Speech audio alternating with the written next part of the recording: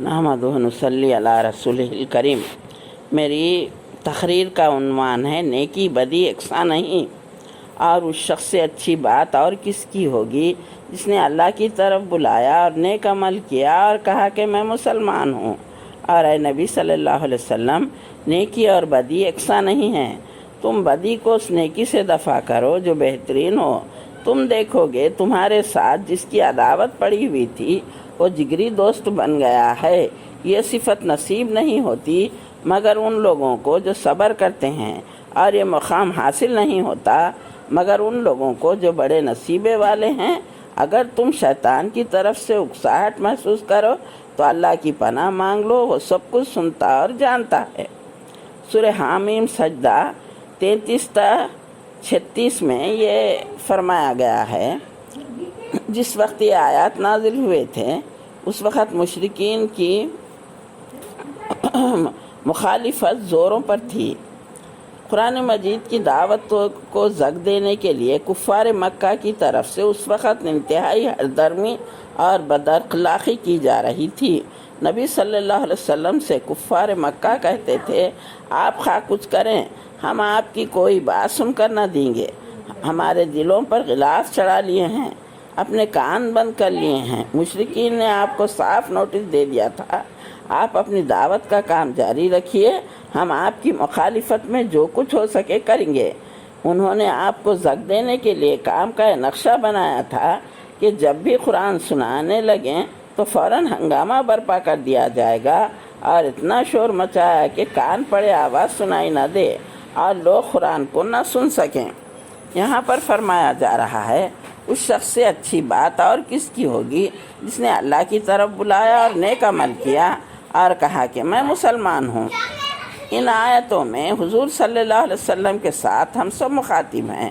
ہماری زندگی کا مقصد یہ ہے نیکیوں کا حکم دیں اور برائیوں سے روکیں اور اللہ پر ایمان لائیں۔ چونکہ ہم نبیوں کے جانشین ہیں لہذا ہمارا یہ فرض بنتا ہے ہم دنیا کو اسلام کی دعوت دیں اور عملی نمونہ بن کر دنیا کو دکھائیں، چاہے اس کو کوئی مانے یا نہ مانے۔ اس آیت میں اہل ایمان کو تسکین دی جا رہی ہے۔ اللہ کی بندگی پر ثابت قدم ہو جانا، اس راستے کو اختیار کرنے کے بعد پھر اس سے منحرف نہ ہونا خود بنیادی نیکی ہے جو آدمی کو فرشتوں کا دوست اور جنت کا مستحق بناتی ہے۔ اور شدید مخالفت کے ماحول میں جہاں اسلام کا اعلان و اظہار کرنا اپنے اوپر مصیبتوں کو دعوت دینا ہے، ڈٹ کر کہو کہ میں مسلمان ہوں۔ اے نبی صلی اللہ علیہ وسلم، نیکی اور بدی یکساں نہیں، تم بدی کو اس نیکی سے دفع کرو جو بہترین ہو۔ تم دیکھو گے تمہارے ساتھ جن کی عداوت پڑی ہوئی تھی وہ جگری دوست بن گیا۔ پہلی بات یہ فرمائی گئی نیکی اور بدی یکساں نہیں ہیں۔ مخالفین بدی کا کیسا ہی خوفناک طوفان اٹھا لائے ہوں جن کے مقابلے میں نیکی بالکل عاجز اور بے بس محسوس ہوتی ہے۔ انسان جب تک انسان ہے اس کی فطرت بدی سے نفرت کیے بغیر نہیں رہ سکتی۔ برائی کرنے والے اپنے دلوں میں یہ جانتے ہیں کہ وہ جھوٹے ہیں، ظالم ہیں، اپنی اغراض کے لیے ہٹ دھرمی کر رہے ہیں، دوسروں کے نظروں میں گر جاتے ہیں۔ ان کے دلوں میں ایک چور بیٹھ جاتا ہے، وہ سمجھتے ہیں کہ ہم جھوٹے ہیں اور ظالم ہیں۔ اس بدی کے مقابلے میں نیکی جو بالکل عاجز بے بس نظر آتی ہے، مسلسل کام کرتی چلی جاتی ہے، آخر کار وہ غالب آ کر رہتی ہے۔ نیکی میں بجائے خود ایک طاقت ہے جو دلوں کو مسخر کرتی ہے۔ بگڑا ہوا آدمی بھی نیکی کی قدر کیے بغیر نہیں رہتا، اسی لیے فرمایا گیا نیکی بدی یکساں نہیں ہے۔ دوسری بات یہ فرمائی گئی، بدی کا مقابلہ نیکی سے نہیں بلکہ اس نیکی سے کرو جو بہت اعلیٰ درجے کی ہو۔ یعنی کوئی شخص تمہارے ساتھ برائی کرے تو تم اس کو معاف کر دو تو یہ محض نیکی ہے، اعلیٰ درجے کی نیکی ہے۔ تم موقع آنے پر اس کے ساتھ احسان کرو، اس کا نتیجہ یہ ہوتا ہے بدترین دشمن بھی آخر کار جگری دوست بن جائے گا۔ حضور صلی اللہ علیہ وسلم کا مشہور واقعہ ہے، آپ جس راستے سے گزرتے ایک یہودن بڑھیا کوڑا کرکٹ ڈالتی تھی اور یہ اس کا روز کا معمول تھا۔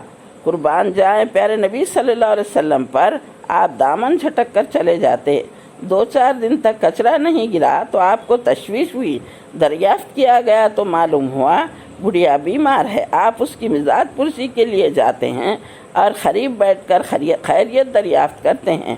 وہ بٹھیا اتنا متاثر ہوتی ہے اور کہتی ہے میں بھی آپ کے خدا پر ایمان لاتی ہوں اور کلمہ پڑھ لیتی ہے۔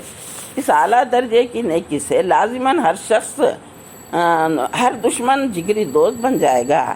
یہ صفت نصیب نہیں ہوتی مگر ان لوگوں کو جو صبر کرتے ہیں، اور یہ مقام حاصل نہیں ہوتا مگر ان لوگوں کو جو بڑے نصیبے والے ہیں۔ عفو اور درگزر دائی کا ہتھیار ہے۔ حضرت عبداللہ بن عباس رضی اللہ تعالیٰ عنہ فرماتے ہیں دعوتی کام کرنے والوں کو صابر اور بردبار ہونا چاہیے۔ لوگ اگر غصہ دینے والی حرکات پر اتر آئیں تو ایسے موقع پر غصے کا جواب غصے سے نہیں دینا چاہیے۔ غصہ آئے تو تھوک دینا چاہیے، وضو کر لینا چاہیے، کھڑے ہوں تو بیٹھ جانا چاہیے، بیٹھے ہوں تو لیٹ جانا چاہیے۔ اگر لوگ ایسا کریں گے تو اللہ تعالیٰ ان کی حفاظت فرمائے گا اور دشمن ان کے سامنے جھک جائے گا، وہ گہرا دوست اور پرجوش حامی ہو جائے گا۔ یہ صفت دعوتی کام میں ہی نہیں بلکہ گھروں اور خاندانوں میں بھی ہونی چاہیے۔ تو جب خاندان مضبوط اور مربوط ہوتا ہے، ایک مرتبہ ایک شخص نبی صلی اللہ علیہ وسلم کی موجودگی میں حضرت ابوبکر صدیق رضی اللہ تعالیٰ عنہ کو بے تحاشا گالیاں دینے لگا۔